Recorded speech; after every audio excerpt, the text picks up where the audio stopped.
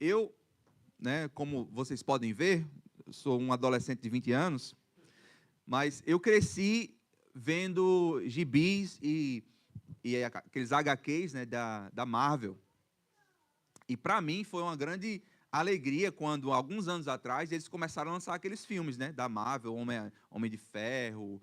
E o último que eu acompanhei mesmo, que eu gostei muito, foi aquele o Vingadores Ultimato, que tinha todos.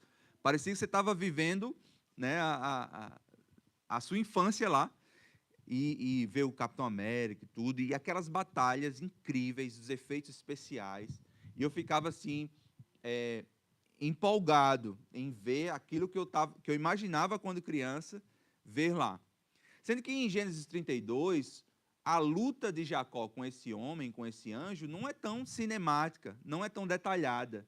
É algo que acontece no escuro, à noite, algo que está acontecendo assim, a noite toda. Imagina 2 homens lutando a noite inteira.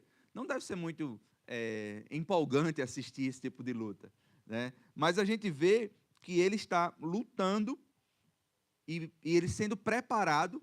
A luta, ela tem um propósito pedagógico na vida de Jacó. Ela tem um propósito de moldar quem ele é. E é isso que a gente ora e é isso que a gente pede que o texto faça nas nossas vidas. Dá um pouquinho de contexto para vocês, e eu peço que você mantenha a sua Bíblia aberta. Jacó, normalmente ele é um fujão. Ele é um cara que ele é um enganador.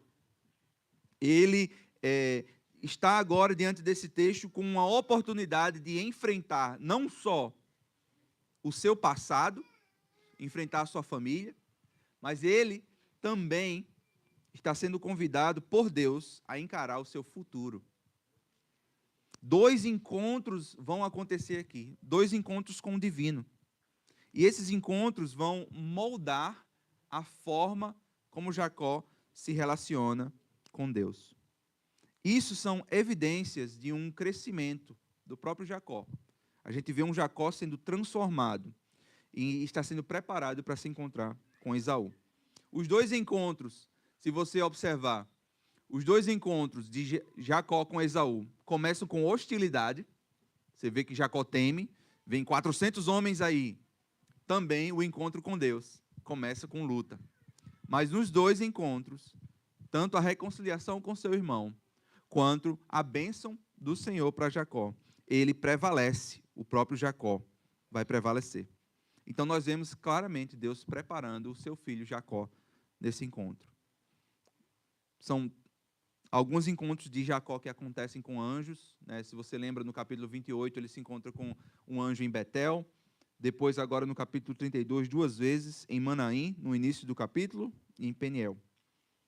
Cada encontro desse é Deus dizendo para Jacó: eu estou com você. E dessa forma nós também podemos olhar para o texto e ver que a graça de Deus irá com o seu povo, mesmo em momentos difíceis. É a graça de Deus que vai marcar os seus filhos para a glória de Deus. Então, queridos, do versículo 1 ao 21, nós vemos a primeira parte aí do texto, é que porque Deus nos dá a sua graça, nós devemos confiar nele totalmente. Olha aí no versículo 1, os anjos de Deus se encontrando com Jacó. Deus está trazendo a sua presença protetiva na vida de Jacó. Deus está dizendo: Jacó, eu quero lembrar para vocês da minha aliança. Em Gênesis 28, 15, Deus fala para ele que eu estou com você. E ele lembra das promessas dele. E aí Jacó, ao responder essa visão desses anjos, esse encontro com Deus, ele diz o quê? Este lugar é o acampamento de Deus. Uma lembrança do encontro dele em Betel. E Manaim simplesmente significa 2 acampamentos. Então, Deus está marcando o seu encontro com Jacó. Jacó, então, envia mensageiros. Esses mensageiros, no versículo 3, é a mesma palavra para anjos, no hebraico, no original. Ele envia aqueles que vão levar a mensagem. Os anjos, eles têm esse propósito também. Se a gente observa no Novo Testamento, de Lucas, quando Deus envia os seus anjos para mandar uma mensagem para Maria. E os mensageiros que, da mesma forma que Deus manda os mensageiros para falar com Jacó, Jacó manda os mensageiros para anunciar o presente a Esaú. Ele manda no território de Seir, que é em Seir, o território de Edom. Seir significa peludo e Edom significa vermelho. São características do local onde Esaú montou a sua cidade. Os edomitas, por exemplo, a gente vai ler lá em Obadias mais para frente, são aquele povo que eles criticam o povo de Israel e Deus traz a sua condenação para eles também. Então ele fala assim, versículo 4 e 5. Assim vocês vão falar para o meu servo, o meu senhor Esaú. Assim como vocês vão falar. Essa é a mensagem que Jacó envia. Vocês vão falar para o meu senhor Esaú. Teu servo Jacó, e aí ele continua a mensagem. Você observa essa forma de falar de Jacó? Jacó está falando como servo. Fala para o meu senhor Esaú. O que é engraçado aqui é o que Deus fala antes de Jacó nascer. Ele fala para Rebeca o quê? O mais velho servirá o mais novo. Então, desde antes de Jacó nascer, existia uma promessa de Deus para Rebeca, de que Jacó governaria sobre Esaú. E nesse momento aqui, Jacó está dizendo, Esaú, você é o meu senhor. Ele está se humilhando. Ele está se humilhando diante de seu próprio irmão. A gente sabe que ele está com medo, mas ele está se humilhando. É Deus tratando no coração dele. A gente vê uma mudança no filho, em Jacó. E a resposta da mensagem, os mensageiros trouxeram, não foi tão boa. Porque ele diz assim, está vindo aí teu irmão com 400 homens. Isso é uma linguagem de guerra. Isso é uma linguagem de que ele está vindo para te destruir. Vocês lembram de Gênesis 14? Quando Abraão vai salvar Ló, o seu sobrinho, ele vai com 318 homens. A linguagem de guerra, ele vai para conquistar. Então, o seu irmão Esaú está vindo com 400 homens, é uma mensagem de que ele está vindo para... Ele não vem com uma equipe de recepção, não. Ele não vem com presentes para você, ele está vindo com a vingança. Né? Assim como ele tinha prometido quando Jacó saiu. Ele disse, meu pai morrer, eu vou pegar ele e vou matá-lo. Então Jacó, ele se perturba, a palavra de Deus fala. Ele teve um medo tão grande que ele ficou perturbado. Existe um especialista em Gênesis que ele diz assim, a sua consciência pesada pela culpa o leva a imaginar o pior. Houve momentos na história de Jacó que o próprio Deus se apresenta para defendê-lo. Quando, por exemplo, ele vai embora e Labão vai atrás dele, porque ele saiu escondido. E antes de Labão se encontrar com Jacó, o próprio Deus aparece em sonho para Labão. Ele diz, nele você não vai tocar. Talvez, a gente não sabe, Moisés não fala isso para a gente, talvez Deus apareceu para Esaú, porque o que vai acontecer no capítulo 33 é totalmente diferente. Mas a gente não sabe. Mas uma coisa é certa, Jacó está perturbado, Jacó está com medo. E aí ele começa a planejar, começa a pensar no que pode fazer. E aí ele vai dividir tudo que tem em 2 grupos. Por quê? Ele estava movido pelo medo. Versículo 8 fala isso. Ele diz, se Esaú vier e vir ferir, pelo menos um dos bandos vai se salvar. Se salvar. Pastor, por que você está falando isso? Por que, ao explicar esse texto, como é que eu devo me relacionar com esse texto? Como é que eu devo ver? Será que eu sou o Jacó da história? Será que eu sou o Esaú da história? Eu quero que você comece a se colocar no lugar desses personagens. E Jacó, nessa hora de medo, de tensão, nessa hora de agonia, ele faz uma oração. Essa é uma oração modelo para todo cristão. Versículo 9 ao 12. A Bíblia fala que ele orou. E em Gênesis, essa é a oração mais longa do livro de Gênesis. É uma oração, queridos, que é baseada nas promessas de Deus. Existe um pregador que ele fala, é como se Jacó estivesse pegando Deus por sua palavra. E não de uma forma como se Deus não lembrasse da sua própria palavra, ou como se ele não se lembrasse das suas promessas. mas essa é a forma que Deus quer que você ore. Deus quer que a sua oração seja baseada nas promessas dele. Deus quer que a sua oração seja pegando Deus por sua palavra. Sabe por quê? Porque isso quer dizer que, ao fazer isso, você conhece a sua palavra. Isso é uma coisa que é o primeiro passo importante. Você só pode orar a palavra de Deus se você conhece a sua palavra.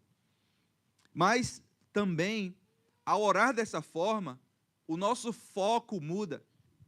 Nós começamos a ser focados no reino e não no nosso próprio umbigo. A nossa tendência principal em nossas orações é focar somente nas nossas necessidades. É focar somente no que eu acho. E quando a gente ora a palavra de Deus, a gente começa a orar que o teu reino venha, que a tua vontade seja feita aqui na terra. Nós vamos falar mais sobre isso na parte de aplicação. Ao orar, baseado na palavra, as coisas desse mundo, elas perdem o seu valor. E nós começamos a valorizar as coisas do reino. E olha a oração dele em versículo 10. Ele começa a dizer, a primeira coisa que ele começa a dizer: Deus, eu sou indigno. Deus, eu não tenho os direitos de estar diante da tua presença. Deus, essa é a minha realidade hoje. Isso é uma confissão de Jacó diante de Deus. É uma confissão que ele diz assim, é uma evidência do crescimento do próprio Jacó. E a gente fica tão triste, queridos, quando a gente vê em várias igrejas hoje as pessoas chegando com uma postura errada, dizendo assim: se você ofertar tanto, Deus, ele é obrigado a te abençoar. E você tem que decretar diante de Deus. Não, queridos, essa não é a nossa atitude. Quando a gente chega diante de Deus, a gente diz: Senhor, tem misericórdia de mim. Tem misericórdia de mim, que eu sou um pecador. Tem misericórdia, Senhor, porque a tua graça me sustenta. E quando a gente está diante de Deus, a gente não só diz que é indigno, mas a gente é sincero e honesto diante de Deus. Jacó diz: Senhor, eu estou com medo. Livra-me, versículo 11, livra-me das mãos de meu irmão, porque eu o temo. Tudo isso é baseado nas misericórdias e na fidelidade de Deus, que é o que ele fala no versículo 10. Essa é uma palavra muito forte no Antigo Testamento, dessa misericórdia, desse amor de Deus. É o hesed em hebraico. Que isso quer dizer o quê? É quando um superior atende à necessidade de uma pessoa da aliança, que está um parceiro da aliança, que não consegue se ajudar a si mesmo. Essa misericórdia de Deus é aquele que, quando está diante da aliança, Deus, ele tem um compromisso com ele, mesmo sem ele merecer. E a fidelidade de Deus é, mesmo sabendo que eu não mereço, eu sei que eu posso contar nele. Deus é fiel. Deus é fiel. Deus ama o seu povo, mesmo sem merecer. Quando você observa a vida de Jacó e Esaú, você vê que os dois não merecem da graça de Deus. Mas Deus escolhe o seu povo. E aí, versículo 12, Jacó vai declarar o que Deus tinha dito antes. Ele disse: Deus, eu estou com medo, essa é uma realidade, mas o Senhor disse. O Senhor foi quem prometeu. Certamente eu te farei bem e dar-te-ei a descendência como a areia do mar. Jacó baseia sua oração na palavra de Deus e nas promessas de Deus. Daí ele continua falando do preço, o texto continua falando do preço da reconciliação, queridos. Dos versículos 13 ao 21, a gente vê o número de animais que Jacó traz para pagar pelo perdão do seu irmão. Jacó envia um grande presente. Certo que muitos vão dizer, ele está sendo diplomático, ele está tentando apaziguar o irmão, dando coisas para ele. Mas, e é justamente o que ele diz no versículo 20. Ele diz que eu o aplacarei com um presente que me antecede. Está tentando politicamente ganhar o coração do seu irmão, entregando os presentes. E essa palavra aplacarei, do original, quer dizer que vou cobrir a face dele. Eu vou cobrir a sua face ao entregar esses presentes. O que parece que Jacó, a linguagem que é usada aqui, é como se ele estivesse oferecendo um sacrifício religioso para o seu irmão. E o que é que isso para nós pode ser trazido e aplicado? Primeiro, é a importância de entender que os nossos pecados têm consequência. Jacó enganou seu irmão. Jacó roubou a sua primogenitura. Mesmo Deus prometendo a ele antes, Deus não disse para ele, vai lá e faz um plano e rouba dele. Se Deus prometeu, ele vai cumprir na vida de Jacó. Jacó não precisa ajudar a Deus. Toda vez que o homem tenta ajudar a Deus, um grande problema acontece. Quando Deus promete a Abraão, eu vou te dar, eu vou abençoar a tua geração. E a esposa dele está infértil. Aí Sara faz o quê? Vou tentar ajudar Deus, vou dar Agar para Abraão. Um grande problema acontece na história da redenção. Todas as vezes que a gente vai tentar fazer isso, existe um problema. Então Jacó está aqui recebendo, está colhendo o que ele planta. Ele está colhendo as consequências do pecado. Eu lembro da história da minha filha, Maria. Eu tenho 5 filhos, 3 meninas e 2 meninos. Maria é a minha menina mais velha, ela tem 10 anos. Meu filho mais velho, 12, Daniel. E quando Maria tinha uns 3 anos, ela sempre foi muito esperta, assim, fazia perguntas. E um dia a gente foi levar ela no banheiro para ter aquele momento de correção, né? E correção bíblica, né? Que é aquela palmadinha ou a tapinha, né? Então eu falar um pouquinho mais sobre isso depois, na escola bíblica. Mas a correção era isso. E Maria, com 3 anos, olhou para mim e fez, papai, o senhor não disse que Deus é amor? O senhor não disse que Deus me ama? Eu fiz, verdade, minha filha. Isso é verdade. Por que o senhor está me batendo? Porque Deus não quer ver eu triste. Eu fiz, é verdade, meu amor. É verdade. Muito bem. E às vezes a gente trata Deus dessa forma. Por que eu estou passando por dificuldade? Se Deus me ama, se eu sou escolhido de Deus, se Jesus morreu por mim. E eu disse, minha filha, foi uma grande oportunidade para o Evangelho ser pregado ali. E eu não sei se ela se lembra disso, mas uma grande oportunidade foi dizer para ela, minha filha, é verdade, Deus lhe ama. E agora você vai receber as consequências do que é escolher o pecado. E você vai sofrer por um momento bem breve. Vai doer, você vai receber essas consequências. Mas isso é um pequeno lembrete de que você está sendo livrada do sofrimento eterno, da dor eterna de viver em separação de Deus e de receber a culpa do pecado eternamente, que Cristo levou no seu lugar. Então, essa pequena dor que você vai sentir agora, vai ser um amor, você vai ser lembrado como um amor de Deus na sua vida. E que o sofrimento eterno, a punição eterna está no Filho de Deus, Jesus Cristo, em seu lugar. Jacó era amado. Jacó foi escolhido antes de nascer. Jacó, Deus diz, amei a Jacó e odiei a Esaú. Mas mesmo assim, ele tem que enfrentar as consequências do seu pecado. Gálatas 6, versículos 7 e 8, diz assim, não vos enganeis, de Deus não se zomba, pois aquilo que o homem semear, isso também ceifará. Porque o que semeia para a sua própria carne, da carne colherá corrupção, mas o que semeia para o Espírito, do Espírito colherá vida. Então, irmãos, lembrem-se disso. Deus nos chama para reparar erros com os outros, se é possível nessa vida. Existem coisas que não é mais possível reparar. Mas se existe possibilidade de reparação, faça. Perdoe, devolva, reconcilie-se, busque, que o Senhor vai te ajudar nesse caminho. E a outra aplicação para esse ponto até agora é que nós somos chamados também a orar como Jacó. Orar com humildade, reconhecendo a nossa limitação, reconhecendo as nossas fraquezas e orar a palavra de Deus. Existe um livro em inglês que chama Praying the Bible, de Donald Whitney. Esse livro nos ensina a orar com a Bíblia. Pegar a palavra, os Salmos, um ótimo livro para a gente orar também, mas que você use técnicas de ser lembrados da palavra de Deus. Sempre que você orar, lembre-se de quem você é. Peça a Deus graça para lembrar das promessas dele para você. Que não seja uma oração baseada somente nas suas necessidades, mas que seja uma oração baseada na glória de Deus através da sua vida.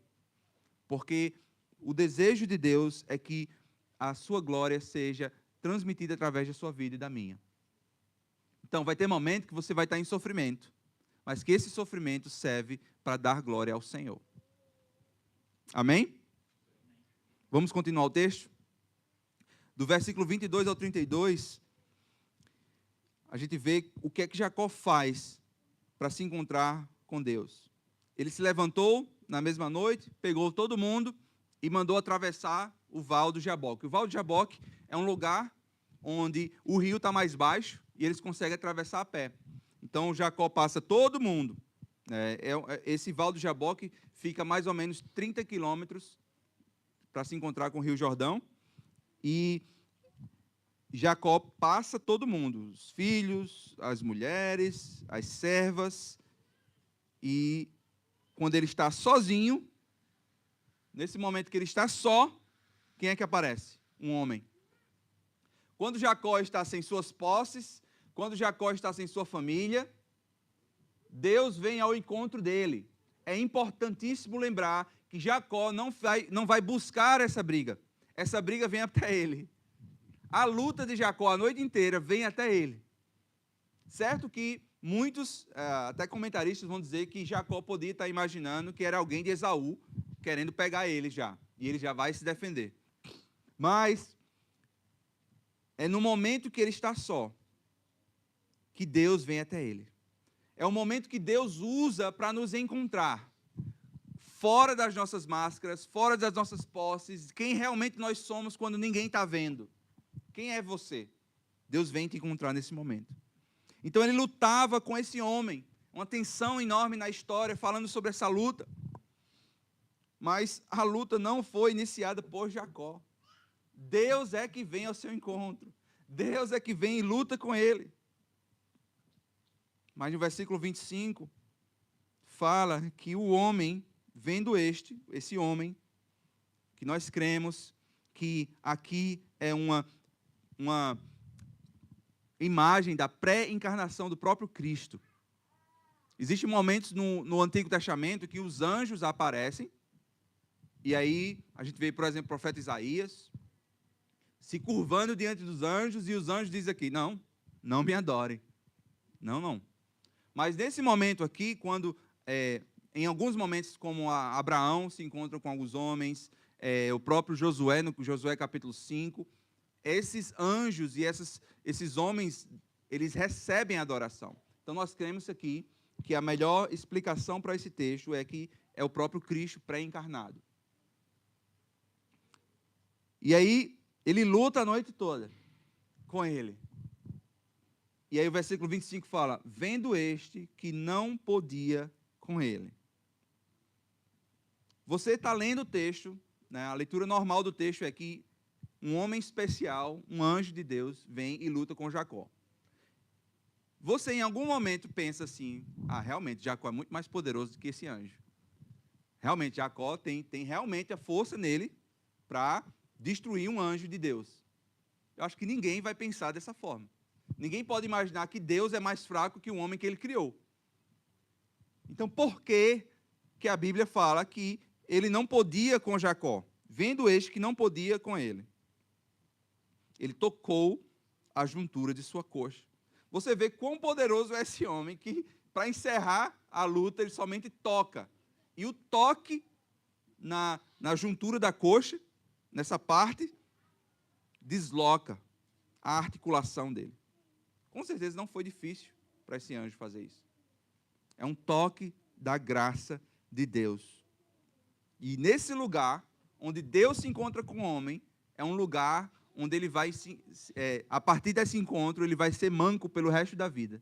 Um lugar de paralisia. Um lugar que antes de Deus abençoar o Jacó, ele o deixa mais fraco. Perceba isso.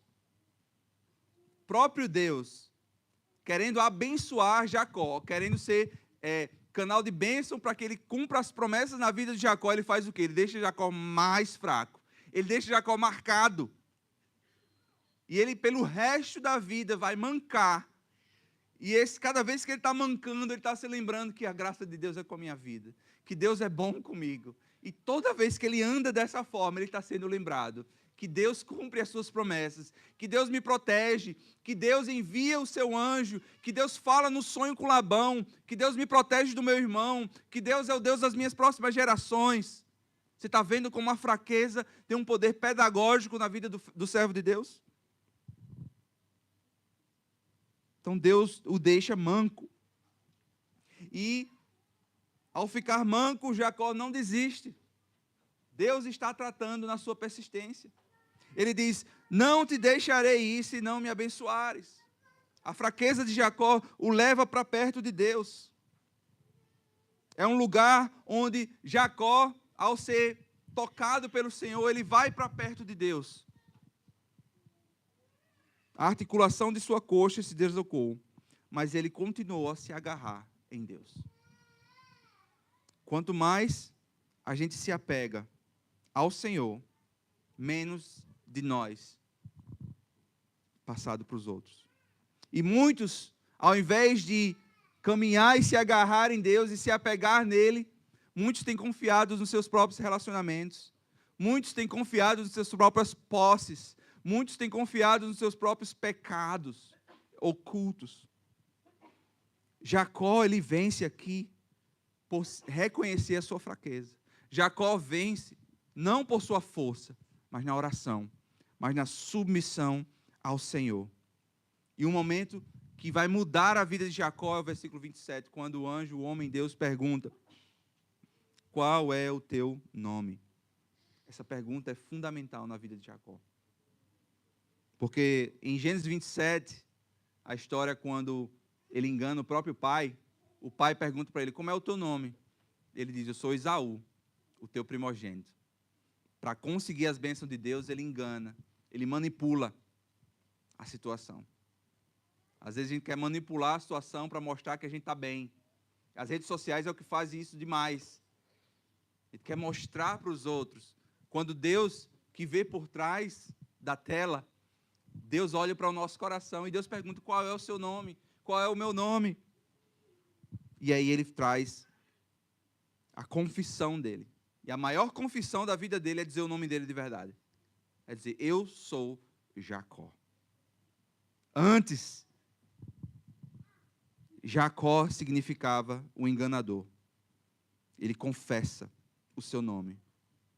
Tem um pastor que diz assim: quando você planta, falando sobre essa questão da realidade da vida com a confissão dos nossos pecados, a confissão de quem nós somos. Ele diz: quando você planta uma ação, você colhe um hábito. Quando você planta um hábito, você colhe um caráter. Quando você planta o caráter, você colhe um nome e um destino. Quem nós somos, quem você é, qual é o seu nome diante de Deus. Agora um lugar de confissão se torna um lugar de consagração. Por quê? Porque o anjo muda o nome dele. Ele diz no versículo 28, vocês não se chamará mais Jacó. O nome dele não foi mudado, queridos, porque ele foi um grande lutador. Ele venceu contra Deus. O nome dele foi mudado porque ele se submeteu ao senhorio de Deus. Ele se rendeu ao próprio Deus. Em Oséias, quando o profeta fala sobre essa história, Oséias capítulo 12, que inclusive é uma das provas que nós temos para falar que isso é a pré-encarnação de Deus, porque ele fala assim, Oséias 12, 3. No ventre pegou o calcanhar do seu irmão, falando de Jacó.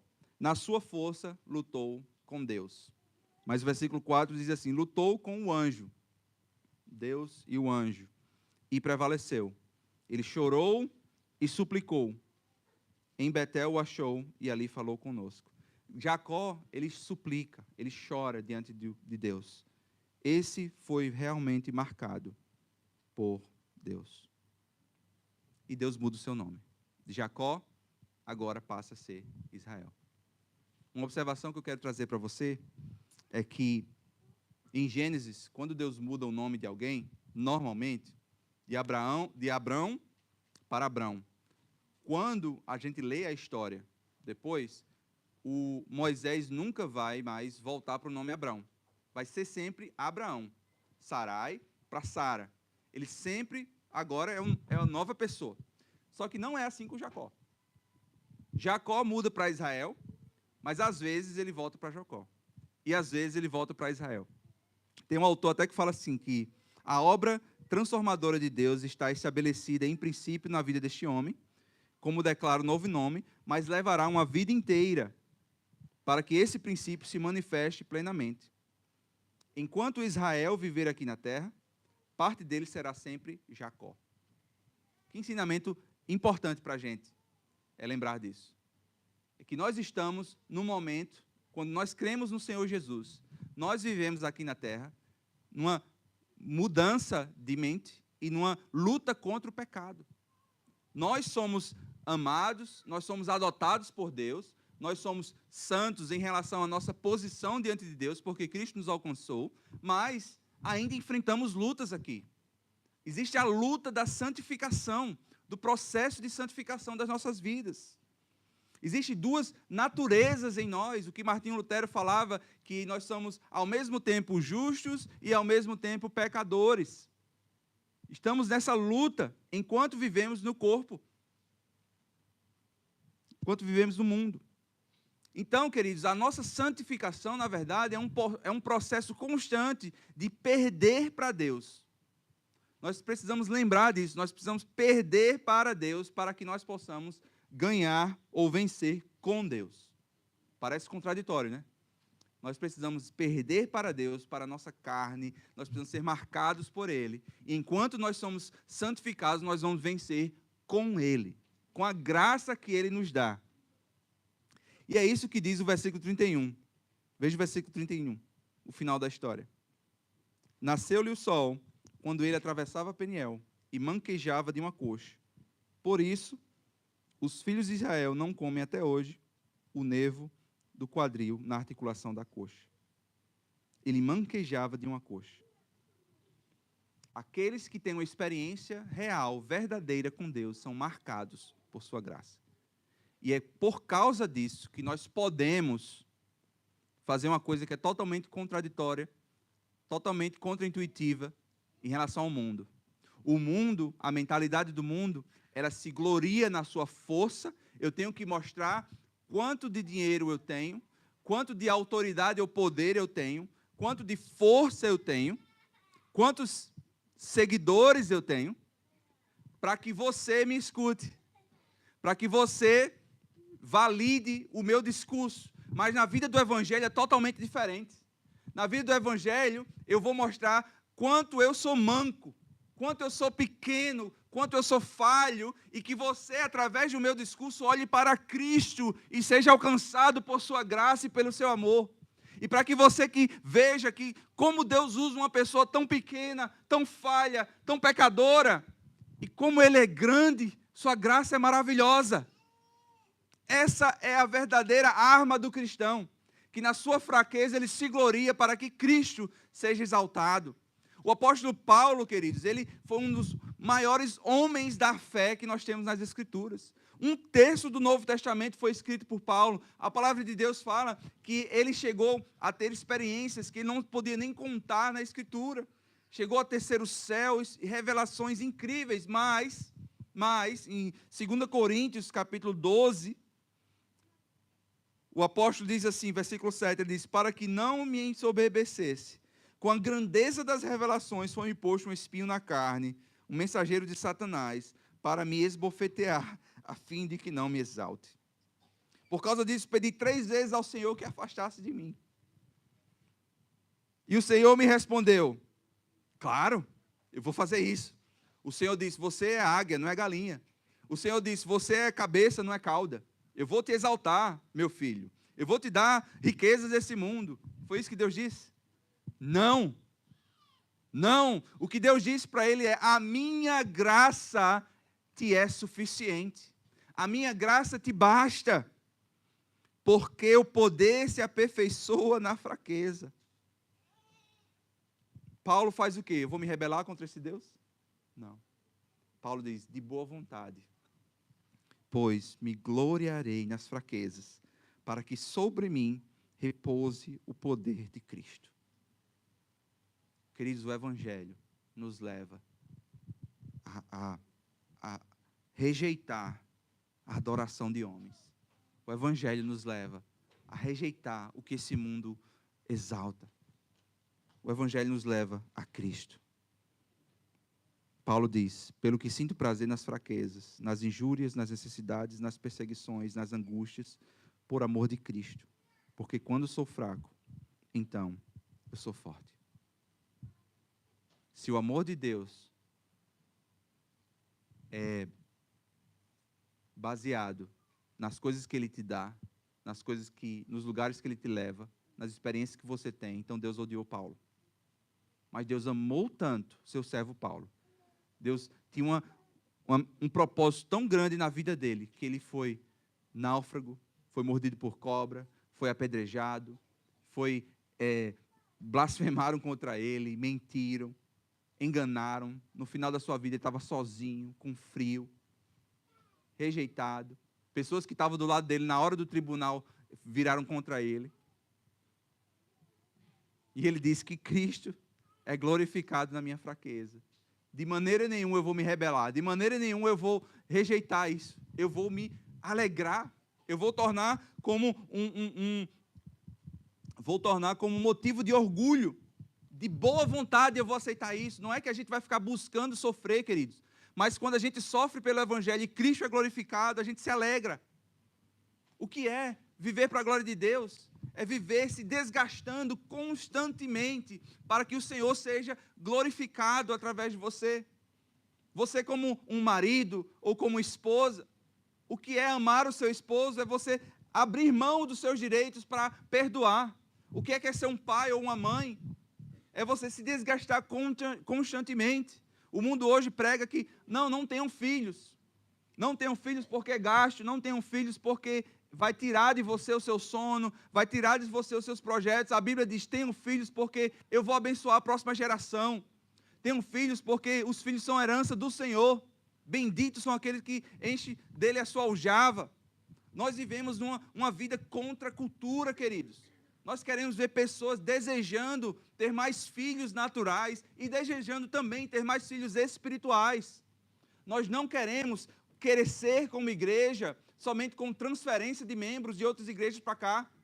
A gente não quer ter gente aqui para que vocês vejam, uau, olha como Tampa BPC é grande, olha como Tampa é... Não, a gente quer ver o reino das trevas sendo invadido pela luz do Evangelho e o Senhor transformando vidas. Só que para isso, a gente vai ter que ter gente aqui que vai estar disposta a gastar horas em oração, a gastar horas em discipulado, a gastar horas aprendendo da palavra, para abençoar os outros. Queridos, é uma igreja que vive em missão, se desgastando diariamente para que Cristo seja exaltado, para que Cristo seja glorificado, fazendo coisas que ninguém vê, no seu quarto em oração. O tempo que você gasta compartilhando, abrindo da sua casa. Ah, pastor, mas para abrir a minha casa eu vou ter que limpar ela direito, toda semana fazer isso. E aí eu vou gastar com dinheiro, com comida. E aí vou gastar... Qual é o custo disso tudo, gente? Quando a gente fala de valores eternos. Abra a sua casa. Esteja disposto a discipular. Esteja disposto a estar do lado do seu irmão e encorajar ele. Encoraje os seus líderes. Encoraje os irmãos ao seu redor. Você vive para a glória de Deus. E essa igreja tem um propósito nisso. Você não é o herói da história. Eu comecei falando sobre os Vingadores. E nesse filme do Ultimato, é engraçado que no final o vilão lá, o roxo, Thanos, né? Ele pega as joias e ele diz, eu sou inevitável. E aí, o que tinha acontecido antes? O Homem de Ferro já tinha roubado essas joias e ele diz, eu sou o Homem de Ferro. E todo mundo aplaude no cinema. Uau! E aí esse é o grande herói que levantou o seu nome lá. O convite do Evangelho não é esse. O convite do Evangelho é totalmente o contrário. O convite do Evangelho não é que você é o herói da história. O convite do Evangelho não é como... Lembra a história de Davi e Golias? Pequeno Davi, e todo mundo fala o quê? Ah, você é o Davi, e Golias é seus problemas, você vai vencer. Se fosse nessa história, na verdade, irmãos, a gente seria aquele povo no exército de Israel, tremendo as pernas, com medo, mas sendo salvo por alguém que veio em nosso lugar. Davi, ele é uma pequena ilustração de quem Cristo, o perfeito Davi, o perfeito e suficiente Davi. Nós somos esses na história. Na história do Evangelho, Cristo é o herói. Cristo é o supremo, acima de tudo e de todos. E não só como Jacó. Na história de Jacó, nós vemos a pré-encarnação de Cristo, ele se torna homem por um tempo, e depois ele seria encarnado, né, na época do Novo Testamento. Mas hoje, nós cremos que Cristo tem o seu corpo físico hoje à direita do Pai. Ele veio, se tornou homem. Ele é o nosso sumo sacerdote. Ele é quem pagou o preço do pecado.